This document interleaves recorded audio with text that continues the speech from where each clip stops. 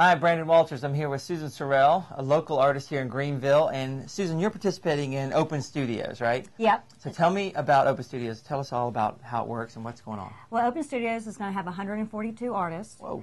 And that's a lot, so you have to really plan who you're going to go see this weekend. And I'm doing a Friday opening. That way people can, scoot by here before they hit the downtown area where there's a lot of artists. Okay. And you have all kinds of artists, from sculptors and mixed media, painters, woodworkers. It kind of runs the gamut. And so what? Can people, it's just kind of, we open our doors and everybody can come in? Anybody can come in, and usually everybody has food and drink, and you can just kind of wander through and hopefully buy stuff. So it's one massive open house is what it is? It's a massive open house just for one time a year. Okay. That way it gives us enough time to make enough stuff to have out so people can, come by and see. And actually how we work. We have, our workstations open, and so people can see the mess that we can make. And how long have they been doing Open Studios? This is not the first year. No, they've been doing the Open Studios since, I think, 2003. And you participated before, right? Yeah. Do you get good feedback from it? Do you get a lot of visitors? Yeah, I do, because I'm the only fiber artist, basically, okay. Out of the 142. So I get a lot of people who are interested in quilting and fiber art, and, people's mothers and grandparents, they'll come by. Do you find that it helps business?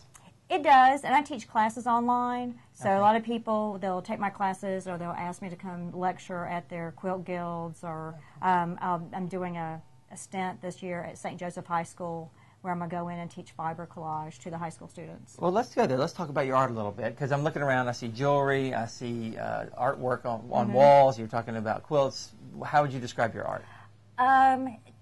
It's kind of hard. Anything I can think of. Yeah, they'll go on fabric. Okay. My background's in painting, but I needed to find a niche. And kind of fell into doing fabric because my mother was a seamstress. And she's always wanted me to sew, and which I'm really bad at sewing still. But with the embroidery thread, it's almost like drawing with the colored thread, like a color pencil. Mm-hmm. And I can paint on the fabric like I do like a usual canvas, but I can make it more three-dimensional. And it just kind of snowballed from there. And that's what I see on the walls here? Mm-hmm. And what about the jewelry? Is it the same thing? Same sort of thing? It looks a little the different. jewelry is kiln fused glass jewelry. That's my hobby. Okay. You got to have a hobby. And so a friend Artist's of mine, hobby is art? Yeah, this is my job. Okay. This is my job. The glass is my hobby. Okay. It looks a lot like your job. I mean, it's still art. If I can sell it, anything. It can, yeah. Anything I can sell. I got this shoe. I'll put paint on the shoe, and I will sell it. Well, how do you feel about Greenville and how they support the arts? I mean, you're an artist. You've been here a while. Yeah. And Greenville's a fairly artsy town, compared to some. It's getting better. They're really trying to get to the level of Asheville without the grunge effect. Yeah. And a lot of the artists are moving down towards this way because it's cheaper to find studio space than it is up in Asheville. Well, down towards this way meaning? Well, from up north. From Charlotte. Okay. I mean, we even have artists from up north moving down here. Okay. Because AARP said this is like the greatest place to retire. Right. So we have a lot of older artists moving into the area. Now, there's a lot of artists downtown, in downtown Greenville. Why out here? Why do you prefer to be out here? Well, here, this space right here was owned by my grandparents. That's cool. And this was the first house they lived in when they moved to Greenville in 1940, and when there was nothing in Taylor's. And my grandfather was a building contractor, and then finally he built my grandmother a house next door, and they kept this as a rental house. And after my grandmother passed away, my mother said, "Would you like to use it as a studio? I'll put heat and air in it," because it had no heat and air. I mean, it was kind of like a bare bones, kind of a little shack. And I was like, okay, if you put heat and air in, Only if. Yeah, only if, because this place, it gets really hot in the summer and really cold in the winter. Yeah. Oh, yeah. And welcome to Greenville. I know, so this is it.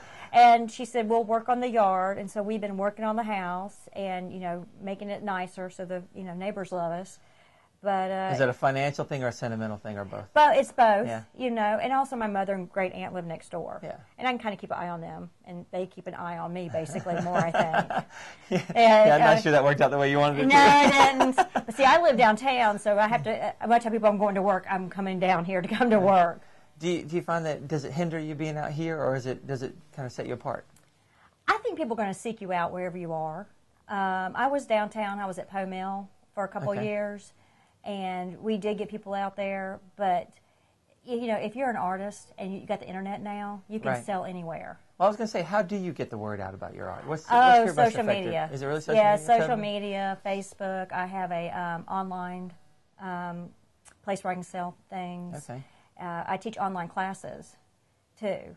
So that's basically my bread and butter is my online classes. Yeah, a lot of people want to learn this kind of... Yeah, and it's a lot cheaper to take online classes than go to somebody and take a class. I mean, it's $60 to take a class online, you know, versus $1,000 to go to Penland or Haystack or someplace and take the class. Okay, well, we're going to look around at some of your pieces because I think they're very interesting and unique and diverse, I think. So we're going to take a look around.